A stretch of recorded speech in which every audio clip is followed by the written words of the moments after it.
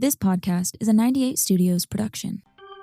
Today's the day, baby. Today's the day. Today's the day. Today's the motherfucking day. Today is the day. Today's the day. Today is the day. Today's the day. What up, everybody? Welcome back to Today's the Day with Zack Anderson. Today's going to be a fun one. I'm actually really excited. And before we get into anything and we get to know you at all, Kristian, thank you so much for being here. You flew in from Texas, the OGKC, man. I appreciate you big time. I'm excited. Dude, I am stoked to be here. I've been watching the podcast, listening to the podcast. It's been amazing. I think what you have going is amazing. I'm stoked to be a part of it. So thank you, dude. I think you have a ton of value. I think a lot of guys, you've been requested already by a lot of my own people and then people that just watch the podcast asking to get you on here because I know you have your own podcast. I watch yours and I'm excited. I think it's going to be awesome. Appreciate it. Let's rock. So starting this thing out, right? One of my favorite things to do is to go and I'm fairly new. Our relationship's fairly new, to give a little bit of background. Since January, roughly, that's when I met you for the first time. We've already been in different states together. We've already worked together. Like, it's been amazing. And you very quickly have become someone that I look up to a lot. I like to follow what you're doing because it's something that's inspiring to me. And then also the way you carry yourself to me is super admirable. And those are the things that I care about when I look for, like, who's someone else I want to be closer to or be more like. So you very quickly have become one of those people for me, and I appreciate it big time. But what I love to do is go and help not only myself and everyone else go and get to actually know you. Yeah. Like, who the hell is Casey? Where are you from? What was growing up like? How, what was the journey to get you to where you're at? And then also let's go brag a little bit about where you're at, what you're doing, like all of that. And then we're gonna have a whole nother episode where it's just grilling you on getting best practices, because I know you've got a lot of nuggets. We couldn't fit it into one. So, I love it. So let's break it down. Where are you from? What's the origin story of KC? So, man, I grew up I was born on Eglin Air Force Base, military kid, right? Okay. Ended up moving down to Tampa, Florida, MacDill Air Force Base. Stepdad's stepdad's Air Force, retired 20 years. Real father, Air Force, Air National Guard, retired 20 years. Mother, government contractor, one of four. So I have an older brother, older sister, younger sister. Grew up in Tampa, played ball my whole life. Baseball. So you're one of four. Yeah, one of four. How old are you? Where are you in the lineup? 32. Okay. Other brother's 40. Older sister, she just turned 38. I'm 32. I'll be 33 in July. And my little sister's 27. Oh, dang. Okay, cool. Yeah. So, and when you were growing up, military was kind of all you knew. Dad was military, and then did your parents divorce? Parents were divorced when I was 3. When you were 3? So that's all I knew. Dude, I lived on base until I was in 7th grade. Yeah. So I had and this was when the war was going on. Yeah. So I remember driving on base, in a school bus, because my middle school was off base. And all these soldiers would be carrying guns, they would have dogs sniffing underneath the buses and whatnot, because this is where Central Command was. So this is where all the generals that controlled the Middle East from the United States, this is where they lived. So it was a high level of security. Oh yeah, it was absolutely insane. It's called Central Command. That's where the base was. It's the Tampa Bay. So you'd see boats patrolling the shore. That's what I knew. I knew no different. So when you think about crime, or you think about what normal life looked like, I had no clue what that looked like at all. I've never seen it before, right? It was just this normal kid living on base, and then kind of got thrown into the world, right around 7th, 8th grade. So yeah, it was a very unique situation. Did you realize it was odd, or did you not even realize? Was it not even dude, it's we live on base, it's probably different from everybody else? Or was it just no, this is just how it is? This is how it was, right? You live in the, almost these apartments almost, right? Yep. Everyone's a soldier. You're used to your dad just being gone. I look back and I look at my life now, and I look back, I'm like, man, my stepdad was gone, a lot. He always deployed. When the war happened in the early 2000s, it's hey, it wouldn't be supernatural for your dad to be in Iraq for 6 months, 8 months, and all of a sudden he just shows up one day. So that was my normal life. Yeah, he just shows up. He's he just comes home, and you just know it's no different, right? You're oh, dad's home. This is amazing. That's legit. He just hasn't been here for the past 6 months. It's this is great. Mom's holding it down. That's so crazy. Yeah, you don't know what the difference is, right? It's very unique. Yeah, and so did you live with stepdad and mom then? Stepdad and mom, yep. Okay. My real father lived in Baltimore, Maryland. Amazing dad, very present. We'll talk to him every single day on the phone. We'd spend summers with him. But yeah, normal life was with stepdad and mom. That's awesome. And then it sounds like it was literally just you just dealt with it, kind of. Did you notice? I guess what I'm saying is most kids in a normal situation, it's yeah, your dad's gonna be gone for 6 months is like an earth-shattering like realization or event? Whereas, did you just deal with it, take it on the chin, or did that kind of affect you subliminally? Like, I didn't even realize it did. I'm curious. It's a good question. I think that if I were to like get like a psychiatric look right now, they'd probably say something different, right? But if I look back, I relate it to like people ask, well, what is it like being in a divorced family? Well, I don't know any different. I think I've lived an amazing life. I was always provided for, had loving parents, loving siblings. I don't see any dysfunction. However, when I look back and I think about like, and I see families now, like we're in homes, we meet with people, we meet with leaders, we meet with husbands and wives and kids. I'm like, man, I lived a very different life. Like my stepdad just wasn't around as often. Yeah. Doesn't mean that I had any bit of missing from parenting. Like I think I had amazing parents, but I'm like, man, this is very different. Yeah. You know, we go away for a couple of days a week. We go travel to see the teams.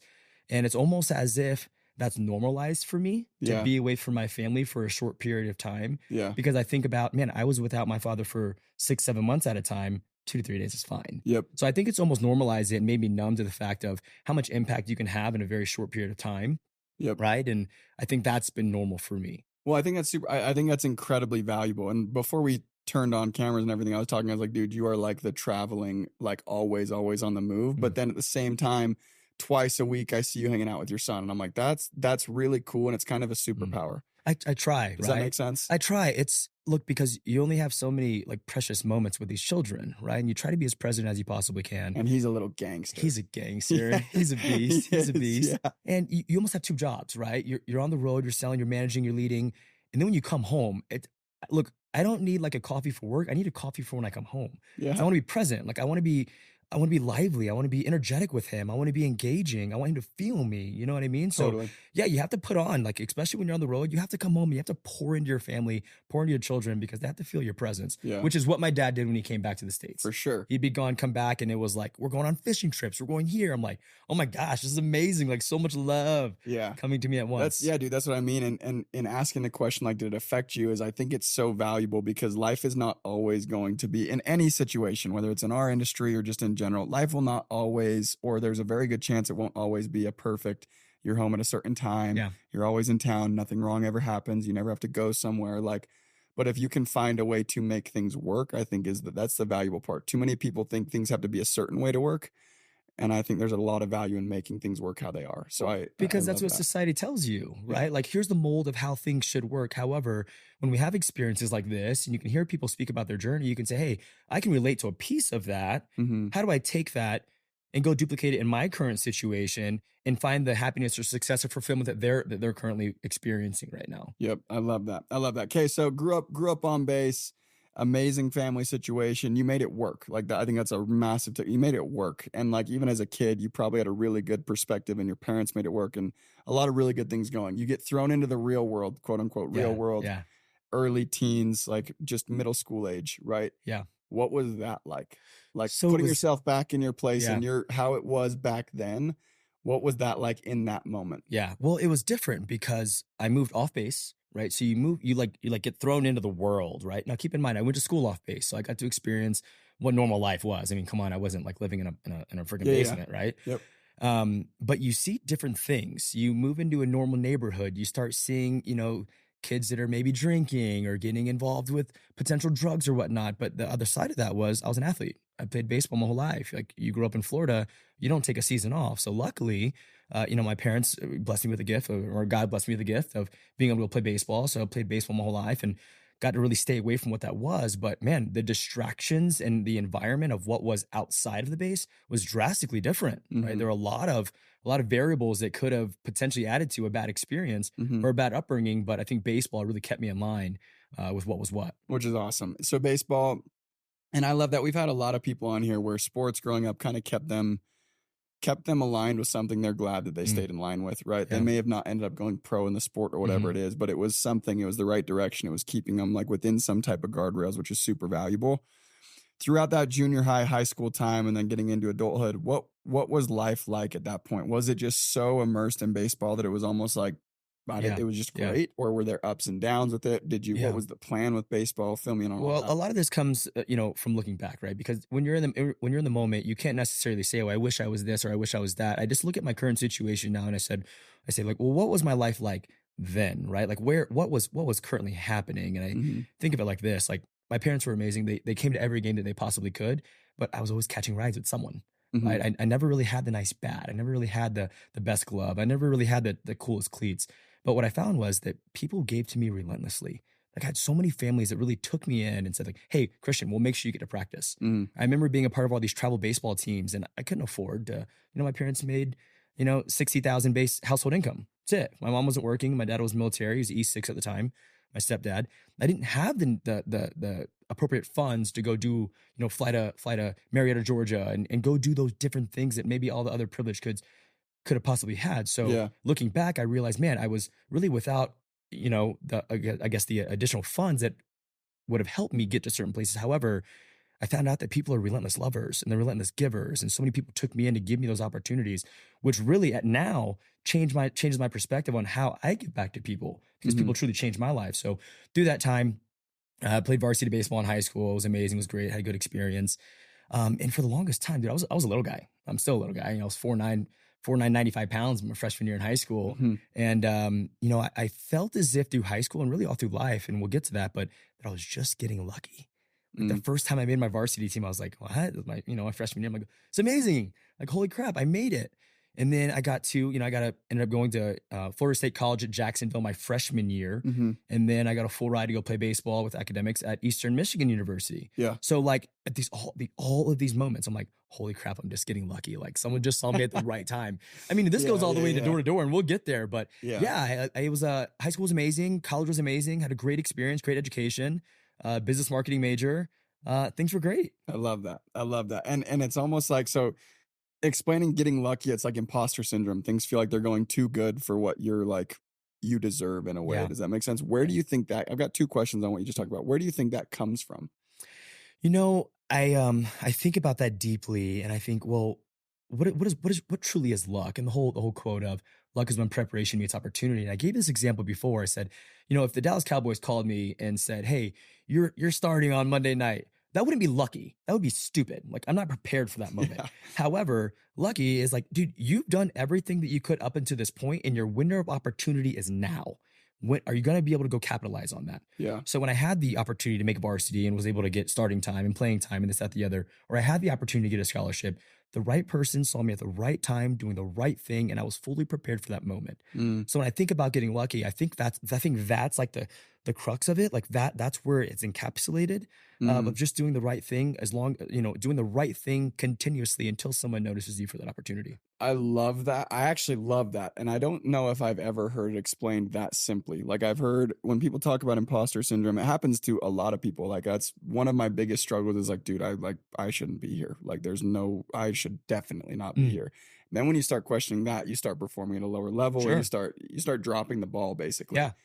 And I think it's super, super powerful to understand and realize if there truly was someone who wasn't ready or like hadn't done what they needed to do to deserve to be there, they wouldn't last a day. Agreed. Right? Exactly. Like that example is perfect. Like if you got asked to go start on an NFL team, that wouldn't be lucky. Like it would be like, I would be broken and done by the end of the game. 100%. Zero question. Even 100%. As a kicker, I bet I would be broken and done by the end of the game. Look, as in your early 20s, in your late teens, you have success and you look at yourself and you're like, oh my gosh, this is crazy. Like, I can't believe this is happening. And then you get in your 30s. I'm 32. And, I find myself, I look left, I look right, I look at these guys. I'm like, oh, you're the guy. You're the guy. We are the people that are going to make change, right? So that imposter syndrome slowly goes away because you realize that we're all just humans. We're all just putting our pants on one foot at a time. Like we wake up at the same time. We have the same amount of opportunity to go get something done. We don't wake up at the same time as you, my friend. We're going to talk about that. We don't wake up at the same time as you. But but you get what I'm saying. Like ideally we have the same opportunity and are we really utilizing the skill sets that we have within to go make it happen? Yep. So, those people out there that may feel as if they're currently in a situation they do not deserve, like someone wouldn't have put you in that spot if they didn't believe in you enough in the current situation you are to go capitalize on your opportunity. Exactly. And if you didn't deserve to be there, you won't stay there. You won't. Which is, I think that's really, really important. You definitely, absolutely won't continually progress. Right. Which 100%. I think is also something that's like, that's super valuable. And that was a really big struggle for me. Probably 3 years ago, I really struggled with that. And then even recently for sure. But more so 3 years ago. And then as you meet people, you realize exactly that. You go meet the people who are like the guy and I go, bro, this dude's like, he's like a homie. Like he's cool as shit. 100%. Like he just wants to hang out and do exactly what I want Guys to do. just And like us, doing he'll fun go things. get absolutely heated in pickleball just like I will. This is cool. Absolutely. Right? And I love that. I absolutely love that. So get through college, right? Have a great experience playing baseball, all that. And then you get into your adulthood. And this is a really, I love like hyper focusing on this point in life for two reasons. Number one reason is a lot of listeners are at that stage of like, it's time to end one chapter of your life and start the next, or they're in the middle, and that middle phase can last for years where you just don't really know, like, okay, I'm not in high school anymore, but I'm also not married with 3 kids, or maybe I am married with 3 kids, but I have no damn clue what I want to do with my life or whatever it may be. And I think that period's really pivotal. And a lot of the people we have on here are LDS, so that period is amazing, filled with a mission where they kind of, that's like their passage into adulthood, which is like a symbolic and a very real thing from way back a long time ago. That we don't really have, there's no transition into adulthood in like the real world or the normal world now. So I'm curious for you, that transition of like, did it come seamless? How did it come to be? What was your decision? What was your game plan for life? Or did you even have one? Yeah. Well, in college, you know, it's every kid's dream. I'm going to go play professional baseball, this, that, the other. Well, I threw the ball hard. I was a shortstop, couldn't hit the curveball at the D1 level, but I threw 96 across the diamond. So I ended up closing my collegiate career, sat 90, 93, bumped 5 every now and then. It was great. However, going into my senior year, I had Tommy John surgery. So reconstructive elbow. Your elbow, which pushed me to go pursue more education. Not because I was this overly ambitious Asian kid. I had an Asian father who was like, hey, dude, you're going to school and you're going to take advantage of the free schooling you have. So before I finished, I actually went to grad school, got my graduate cert in marketing. And after that, I was actually a director of ops of a baseball team in Madison, Wisconsin. When you play baseball, you don't necessarily have summers. You play at a summer league, like a Cape Cod or the Northwoods. That's where I played at. And I was working that job and really on pace to make like $36,000 a year. But candidly, remember, I grew up in a combined household of $60,000. I didn't know what money was. So I didn't value money like that. I valued experience. Like, we just won a championship at that place the year before. It was amazing. I knew all the fans. Like, it was amazing. It was a great place to be. However, I realized very shortly, like, hey, dude, like, you went to grad school, like, you're worth more money than than where you're at right now. So I had a buddy who kept hitting me up saying, like, hey, come sell alarms, come sell alarms, come sell alarms. Things actually Ryan Gibbs. And this was since I was like a freshman in college. And every year, this is so funny, I would send him guys. I had no clue there was any value in like recruiting people, but I would send guys. This one guy comes to mind, Benair Covington, actually went out, was one of the top reps for Ribbon a couple of years back. Now he runs his own dealer either which way. He kept hitting me up and saying, hey, come sell alarms, come sell alarms. You can make $200,000-$400,000. And the first thing I think is like, no way. I'm not a doctor. I'm not a lawyer. What are you talking about? Like, I don't even know anybody who makes $100,000. What are you talking about? I'm not doing this. Well, we go. And it's funny. I actually tell him, I said, hey, we're talking and I'm in I'm in Wisconsin at the time. And I said, hey, if you're making all this money, I'm in an apartment right now, send me $4,000 and I will leave tonight. Like, leave tonight. So he's like, all right, let me call you back. So he like hangs up the phone and I'm like, yeah, right. He's not gonna call me back. Like, he says he's making all this money. There's no way. Like, I got him. Like, I finally caught him in his BS. Well, he calls me back later that night. He's like, all right, dude, I'll do it.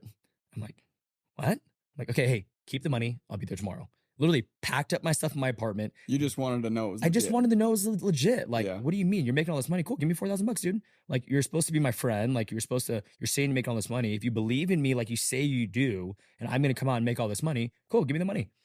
So keep your money. I'll be there tomorrow. Go out. I remember this. My first day knocking doors. I'm wearing these Nike Roches. Where'd you drive to? Indiana. Yeah. Okay. Yeah. First day knocking doors. I go out. I watch him knock 2 doors. Right. He gets his second sale. I'm like, dude, I got it. I can do this. I can do this. Right. The whole typical thing. I'm like, hey, dude, I don't know the paperwork. So if I get a sale, can I just call you? He's like, yeah. Keep in mind, I knew the pitch. Like, I did my studies, right? I go out there. My first day, I get 2 deals. Of course.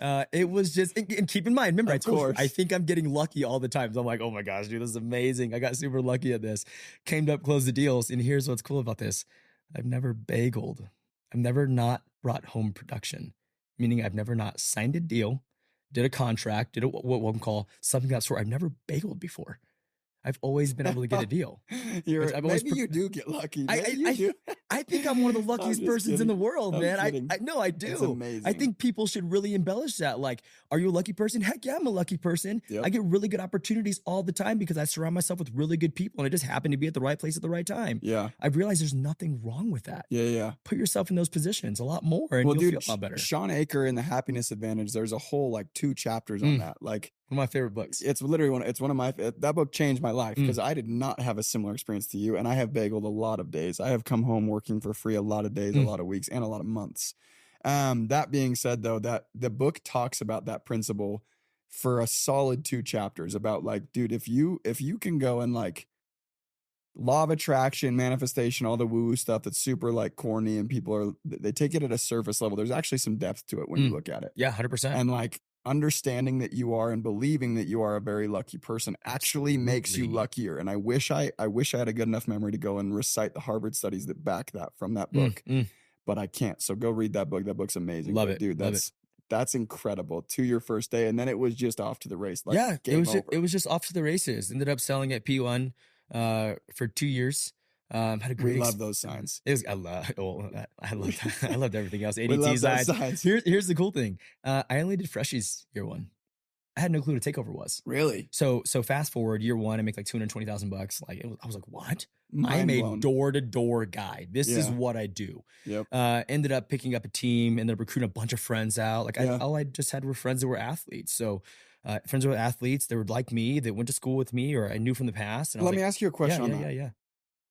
You just said something that's really, really, really important. And I think I'm willing to bet, and you can speak back on it hindsight, I'm willing to bet it propelled you in your career and helped you get to where you're at.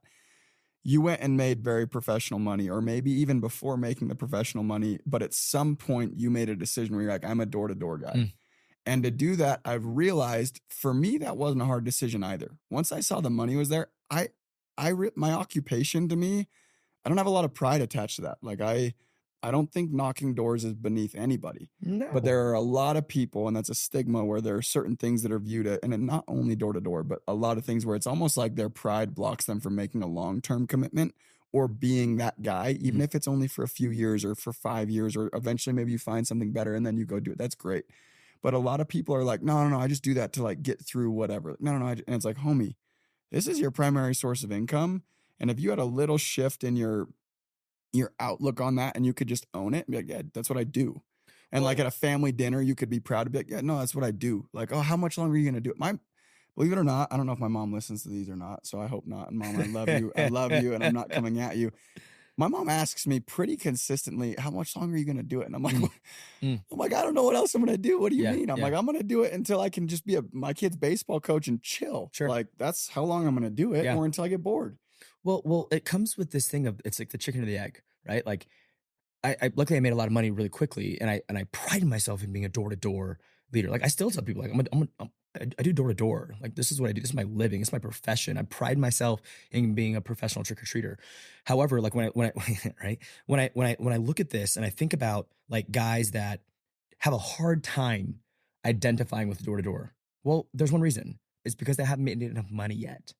Right? In order to make enough money to do so, you have to pride yourself in being a door-to-door leader, representative, whoever you are. So which one do you choose? Either you go and you have some crazy success, or you own it and then go have crazy success. Yep. But you have to do one of them, right? You can't stand in the middle, be a mediocre rep, and then just be like, oh, I'm just going to do this for a little bit. Like that's called being half in, half out. I'm a burn the ships type guy. Like, let's go all in. Let's put all of our attention towards this. I don't want to do anything else but knock doors and go find success. Yep. I have nothing else better to do.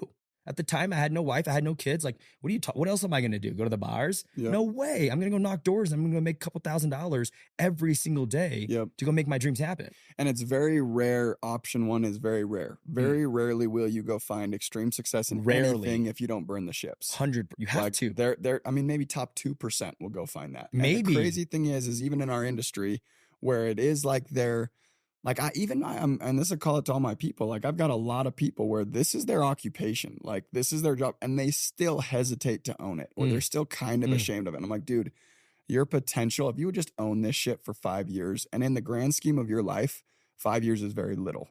Very, very little. Like you just go own it for 5 years. Not only will you feel better, but you will go and do things you've never thought you would do. So I really like that you said after your first year, you were the door-to-door guy. You went and built a team. Like that was your thing. That's it. And I think that's so freaking valuable. Yeah, right. absolutely. I think that's valuable. So then from there, you start building it with athletes. Like you building it, I do it. Second year, I make like 223. Awesome, had a great experience. P1 got bought out by ADT. Changed the pay scales. I mean, dude, the pay scales back in the day were sick. Second crazy. year, I ended up having them sick. Ended up doing takeovers. I'll tell you a story about that. I remember the first year I only did freshies. Freshie marketing homes. Second year, throw the sign second out year I front. go, 100%. It was great, amazing. Put your sign here. Next year it was so amazing. But if you remove the sign, hey, I'm coming back. Exactly. I'm coming back, dude. Exactly. Your equipment, you now have to pay. You got to pay for it. Yep. Go out second year. And I remember going to this hood in Ohio. I was going to this neighborhood, and I pull in, and it's just loaded with Vivint signs. Okay. And my I would always ride passenger in my car, and my assistant manager would drive me because I always wanted to drop me out first. So we go there. I'm like, bro, this is your neighborhood. Like, this is it. You are going to crush. You're going to come out of your slump right now. He had a couple of days where he just bageled, and he's a servant leader. Like, would always drop me off, made sure I had my perfect area. I like freshies. And I pull in, has to be like 16 Vivint signs in there. I'm like, bro, this is it. This is your day. And he says, no, dude, I'm going to teach you how to do it. I'm like, okay. We go to the first Vivint sign. I watch him do it. I'm like, dude, that was sick. Okay. I then go take over every single Vivint account in that neighborhood. And that was the day that he taught me how to do takeovers, which in my opinion, like exploded my career. I was like, oh my God, this is amazing. Like, what the heck? You taught me something completely different. And that's when I realized that you don't always have to be the person that goes and finds the success. You can put other people on, let them go find success. And those are the people that are most grateful, appreciative. And those are the people that are going to go change the world. We're going to experience those people all throughout our career. Those that are just better than us. They talk a little bit better, a little bit smoother, a little bit better looking. Like, those are the guys that you want to pour into. And I wish that people out there really understood, like when Zal talks to someone, or when I talk to someone, or James or Leo or Brad or anybody, it's like, hey dude, if we're telling you we believe in you, it's because we've seen this situation before. And if you really just listen to what we say is necessary to go get to the next level, it will happen. Back to the thing of, dude, burn the ships, go all in, figure this out, own your situation. And that's what will lead you to the next level. 100%. I love that, dude. I love that. And that's amazing. I believe so many of my people are way better than me. Like, way better than me. And to me, that's the most exciting part. And I already see guys like, dude, my little brothers that do this with me, like, they are 10 times more sharp than I am. I already know that because I know myself in and out. Like, I know my limitations, and I go see them do things, and my initial knee-jerk reaction is like, oh shit. But then when I really sit and think about it, I'm like, dude, that's what it's all about. Like, if I can go help people do it 10 times bigger than I've done it, I'll be fine forever. 100%. I'll be great. 100%. And I think that's one of the most important lessons I learned really early on from Todd Peterson was just, if you take care of your people and treat them like gold, you'll always be fine. Absolutely. But if you try and worry about yourself, make sure you're good, and then treat your people well, you put them second to you, you'll lose people over and over and over and over, which I love. I agree. So then your career, second year, you lead a squad, you go and you see it, and you're the door-to-door guy. I blew it up. It's great. P1 got bought by ADT. You're ADT. You're working on takeovers. No, so I didn't go over. So I didn't go over P1 that year. No, that was when they sold. Okay. So that same guy who taught me everything I knew about takeovers, he went to this company called Trinity Solar. Okay. He left in the whole time. What year was this? Out of curiosity? 2013. I'm sorry. No, he left in 2014, beginning of 2015. This is when he's hitting me up, 2015. Cool. So he's hitting me up, and when that happened, when ADT bought P1, I started looking elsewhere. Looked at Legacy, looked at all these other companies. I had no clue of what anything looked like outside of alarms. I don't know what a sign-on bonus is, or what a pay scale looks like, or what a kilowatt is, or I had no clue. And all you would hear back in the day, I mean, it's 10 years ago, solar's for washed up alarm guys. They don't have it anymore. They don't got that dog in them. Ain't no way. They're not making any money. It takes 30 days to install something. We do this thing same day. All the hate that you hear about solar. Come on. Well, my buddy was over there, and I kept saying, hey, save me a seat. I'll come over there one day. And zero intention. I'm like, I'm never leaving alarms. I make so much. I'm so rich. This is amazing, right? You don't know. Yep. And he finds out I'm shopping, looking around.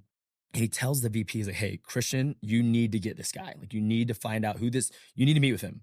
Well, he tricks me, like my buddy, he's like, we come to the agreement of, dude, just come out for a free steak dinner. So I'm like, all right, dude, I'll fly out to New Jersey. Cool. I'll come out there. I'll have a steak dinner. Dude, I fall in love with this place. They have like real mahogany desk and like a real, it wasn't, you weren't meeting in an apartment. doing meetings. Like, I'm like, this is a real operation. There's like trucks and like the name was everywhere. And there was like the CEO at the time, you know, he was in his 50s, like late 50s. I'm like, wow, this is a real company. This is amazing. Yeah. Fell in love with it. Yeah. Long story short, ended up going over to the company called Trinity Solar. Started with 6 guys in the Southern Jersey market. Built it to 30 guys within 3 months, installing about $5 million worth of volume, which is about 100 deals. Mm-hmm. I personally installed my megawatt in about 6 months. So it's about 160 systems in about 6 months installed. Okay, this is in Jersey back in 2015. Crushed it, loved it, had a great experience. Shout out to Atlantic City Electric at Cover Township. Like I crushed that place. It was awesome. You're their worst nightmare. Yeah, I took a lot of accounts. It was great. So did that. Man, it started booming from there. When I got into the company, they were doing about $70 million worth of revenue. By the end of my tenure, I was a senior vice president, and we'll talk about that story, but they were doing $350 million in revenue. It was absolutely insane. Started as really as an interim district manager. Like I didn't know, and I didn't know what that was. Mm-hmm. Came out, crushed it, had great experience, led from the front, recruited lights out, built multiple states with an amazing team. Had a great team with me, man. Guys like James Allred was a vice president over there. When Solar City went down, ended up coming over. Either which way, it was an amazing experience over 6 years. Was there from 2015 to 2021, from a manager to an assistant regional to a regional to a senior regional to assistant vice president to the vice president to the senior vice president.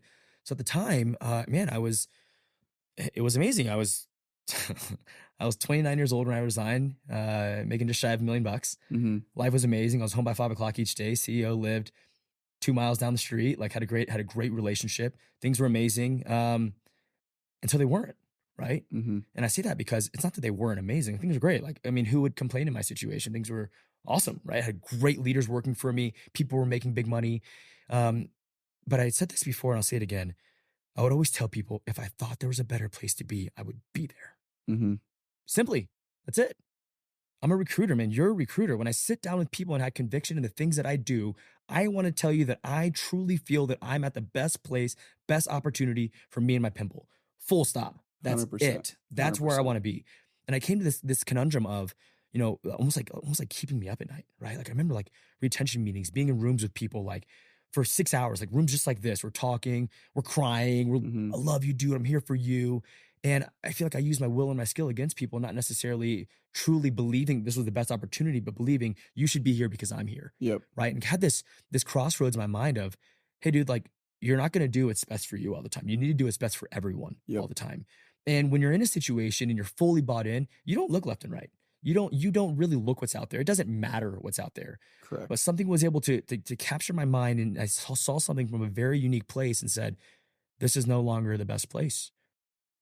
So then I ended up at Sunrun. There you go. Yeah. Yeah. Long story condensed. I relate to that a lot, but I mean, it's terrifying in your situation because yours is great. You're in a cush situation, and I relate to that. Like you've spent years building something where you're now kind of an owner of it rather than an operator. Yeah. You know it. You could do it on autopilot, and you're going to go reap the rewards. But there's like a piece of it missing, I assume, where it's like, man, I can't look my dudes in the eye and be like, hey, man, I'm extremely, extremely authentically communicating to you that this is where you should go build 100%. for the next 5 years for you. Absolutely. And that's a scary feeling because you know it and you initially fight it, I assume, of like, oh shit, no, I need to like put that thought away, lock For it up. years. And never think about because it. you know, that approaches you every year.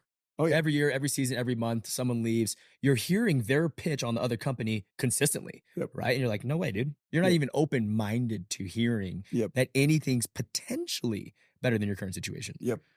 And then you finally get to the point of like, no, it is. And that's honestly a really refreshing feeling, I imagine, where it's like, holy crap, like I do owe it to my people. And then you get through the thick of it and it's like, dude, you feel so good. And it's honestly re-energizing. The way that I would view it is it sucks your energy to feel like you're doing something selfishly. Yeah. And it energizes the shit out of you, even though you may be 10 times busier. You may not be getting home at 5. You may be traveling way more. You may be having to restart, whatever it is. Now you have a whole new level of energy because you're so confident that it's what's best for your people. And that's the reason we're in it. It's just excitement. This all comes down to energy. Like, are we truly energized for the current situation that we're in? Mm-hmm. And if you're not, that's not the place to be. Like, again, we're salesmen. Either you're being sold, either you're selling or you're being sold. Simple as that, right? Like, so when I'm sitting in front of people, like, I need to be fully convicted that this is the best situation possible, right? And to get there is a really freeing place. Very, very, very scary. Yeah, very scary. It's tough. Yes, workload was insane. The Yeah. first couple of years of building Fuge, still insane. I love it, but Mhm. I'm more passionate about it. I feel like I almost have double the energy as I did Fills then. your because I'm- tank. It Yeah, doesn't drain it. 100%. Yep. 100%. I love that. So I have a question along this. Like we talked at the beginning, you kind of wear two hats in life, right? You have, if you're the provider, you have your hat where you got to go provide, you got to go work, you got to go build your career, and that's extremely time consuming. Then you have your hat of family, kids, all of that. What was the timeline in parallel with that hat along with the other one? So Yeah. you're building at Trinity. Are you having kids at this point, or did that all come after you Yeah. were at Sunrun, or how was that aligned? Question. So 2019, my son was born, Kai. He'll be 5 years old this August. He was born 2 years shy before I resigned at Trinity Solar. So Got it. was there building with him. Like, again, I'm living in this house. I'm looking in my backyard. I'm like, this is my forever home. This is where I'm going to be. This is the company I'm going to be at. My son is going to work at this company. I'm like, look, I'm that bought in. Like, Yeah. I probably have a tattoo somewhere on me that says that company, you know? And then my daughter was born when I was at Sunrun. Yeah. So the question I have is like during crazy change, and that's like people handle things differently, I've realized, but during that change, like what kind of weight, stress, and pressure did that put on your other hat? Right? Because obviously at work it put on a lot. It was, I mean, you were uprooting and changing your entire career, and that's a big deal. But what kind of effects did that have at home? Or are you really good at kind of compartmentalizing things and handling things how they need to be handled? I'm curious. Well, for the longest time, I would almost not necessarily hide my emotions, but almost like everything's fine, right? Like kind of that guy. Like I was just like, I'm fine. I'm extremely disciplined. I just kind of do the things I say I would do long after the feeling is gone. Yep. And I realized that like doing that is not okay. Mhm. Like you have to be vulnerable with your people. You have to be vulnerable with your family, with your significant other, with everything that's involved with you. And candidly, it was a really stressful time if I think about like, having kids and that transition and doing that, because what's right? Like how much time do you spend at home? What's the right time to build? What's the right time to spend time with your wife? How do you balance that? Do you give back to your people? Is this the 10-year period that I just go work my butt off to go really make this happen? And candidly, I'm not sure I know the answer. Yeah. I think it's something that you need to understand. Like there are going to be 10 plates balancing at all times, and you can't balance all of them. Maybe 3 or 4 of them are going to fall, and you have to give attention to a couple of things, right? Family, personal interests, hobbies, whatever it may be, to make sure that you're fulfilled, right? Like during that time, during children time, like you're kind of a selfish person before you have kids, right? Like you can still do certain, you want to do certain things, you want to travel, you want to do this, but transitioning into, having children it almost gives you a bigger why. Like it gives you, as everyone says, but you're a lot more intentional with your time, right? Like you say, I'm on the road a lot. I am on the road a lot, but I'm very intentional with my time. When I come home with my children, when I'm working, and I try to do the best I can to really blockade those experiences and not let them cross over. But organically it will, and that's something you have to deal with. But more importantly, communicating, being vulnerable, and really working through those things and not necessarily keeping them in. Because I think a lot of times people go through transition and they don't share what's on their mind. Like, it's fine, I'm doing this. Oh, dude, reach out. Reach out to people that have done it before. Reach out to people that are currently experiencing it and ask them ways that have helped them get through it, because I think you can apply it to your current situation. Yeah, I love that. I think there's a lot of value in that. And I think that is probably one thing that's becoming normalized, which I actually think is valuable. I think to get into like current issues or like generations coming up, like it was a very, very like couple generations ago, you're never vulnerable as a man. Like you are just like, nope, you're sealed tight, you're good, you can handle it on your own, and you probably drink your worries away, right? Yep. Then it became a phase where it was like kind of normal, but now it's like, no, people kind of praise it, which I think is valuable. And you just, again, pendulum swinging, you don't ever want to get too far one way or whatever. You're never the victim. And I think that's like that's going too far with it. Yes. But being able to go and like, be like, no, legit, this is effing stressful. I'm losing my mind. I feel like I can't sleep. Like, but I'm going to get through it is a really, really healthy way to go about it. I think that's super valuable. And I think the reason I bring that up is because I think that's one of the hardest challenges, like for people who are extreme high achievers. It's not hard to lock in. It's honestly kind of addicting to lock into something and go make it happen. Yeah. And the stresses of that are kind of like, take it to the chin. Like that's like your arena. But then the stresses at home, it's almost like, okay, avoid those because I don't know how to handle them. Yeah. In my experience and what I've seen, at least. And I think it's so valuable to learn to handle both in both arenas, wearing both hats. Absolutely. And you have to. And we talk about the transition into Sunrun. Like, I'm in Jersey, I moved out to Utah. I'm training for half Ironman at the time. I have my kid, I have my son, you know, he's 1.5 at the time. I have my wife like at the time. And I look at this, I'm like, again, back to balancing the plates. And I remember Missy said, hey, I'm waking up in the morning. I wake up at 4 o'clock. I'm at the gym by 5. I'm running, whatever it may be, like running the Provo Canyon, this, that, the other. And, you know, she asked the question, what's more important to you? Training for 3 hours in the morning, your family, or your job? Pick 2. Right. So very quickly, I'm like, well, it's my job and my my family. Right. I need to spend time with that. I don't have the extra 3 hours. Yeah, go to the gym for an hour. You can't be out on the road for 3 hours running, dude. Like, that's not something you're gonna do. Totally. So you need to ask yourself those questions consistently as you're going through your journey of like, hey, here are the 5 things that I'm doing. Do you pick 3 of them? Or here are the 3 things I'm doing, pick 2 of them. Or here are the 2 things I'm doing that take up most of my time, pick 1 of them, right? You have to prioritize your time in the right way and currently know what season are you in and where are you going to benefit from most. I love that. I think that's one of the best pieces of advice I've ever got, because when you want to do everything, at least a lot of personalities, and the way that I look at it is I always want to do everything perfectly. Right. And I've gotten, I think really, really, that's one of the things I've improved the most in, is I'm really good at saying no to things that I know I'm not going to actually be able to go and do. Right. And I'm very selective with what I say yes to, because I want to be able to go and actually give it the attention and effort needed to do it at a really high level, or in a way that I'll be proud of it. Absolutely. And it might be different for other people. And I think that's super, super valuable. So you get to Sunrun, right? And we're nearing kind of the current present state of your story. You get to Sunrun, you went and basically built out a whole new sales channel. And the way that I understand it and the way that I view it is you basically went and built a brand new company from scratch within a mother company. It's been awesome. And when you say you, it should be we. Sorry, yes. No, that's okay. It's okay. Leo Sageman, stud, like a guy that I just like overly respected, man. We met at, we both spoke at Door to Door Con back in, I think it was 2018 or 2019, sat at the VIP table together. And I just like fell in love with this dude. I'm like, James and I end up getting him from the table and I say, you know what sucks? We'll never be able to work with that guy. I was the SVP of Trinity Solar. He was the vice president of Legacy at the time. Like 2 giants of companies. And I was like, man, this sucks. Yeah. Well, a couple years later, he ends up calling me and, you know, we end up combining forces, and we've built a mega monster, you included now. It's been absolutely amazing. You look at January of 2021, I came on board May of 2021. We were essentially doing nothing. Yeah. Right. Scott Bell was here right before that. So there was a couple deals coming in, no systems, no processes. Things were a mess. But what was awesome is the team came together and we built an entire organization. You know, they're talking about a stat last year at the conference that we are the 4th largest, just our channel, Fusion, the 4th largest entity in the entire country for residential rooftop solar. Yeah. Right. The other 3 are also Sunrun channels, which is just crazy. Yeah. It's been absolutely amazing. We've been able to build a closer setter model through the Summer and Blitz situation, also having year-round offices. And what's cool is you have, I explained it like this. You're standing at a whiteboard with unlimited ink and you can create the program however you want. Best idea wins so long as it fits within the strategy. We have too many great leaders out there who have good ideas.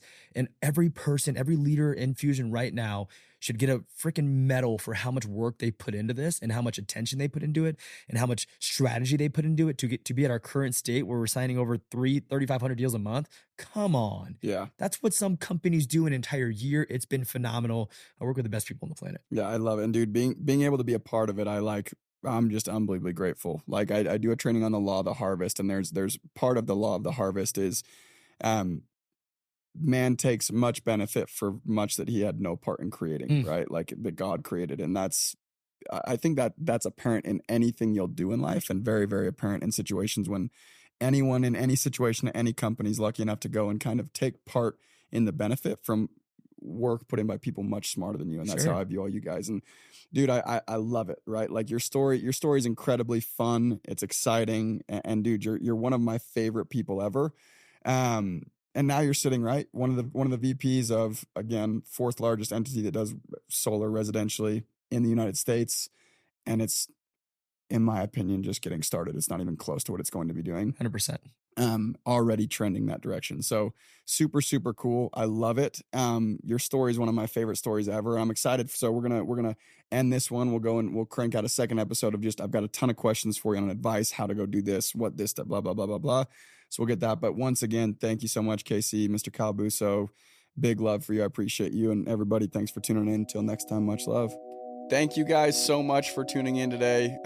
As always, it was a blast for me. I hope you got something out of this. If you got something out of this video, of value, share this with a friend, and please go show your love. We're on all streaming platforms, including YouTube, Spotify, and Apple. Any ratings, comments, likes, shares, they go a very long way, and they make it so I can keep doing these things for you, and I would appreciate it greatly. So please go share with a friend. Until next time.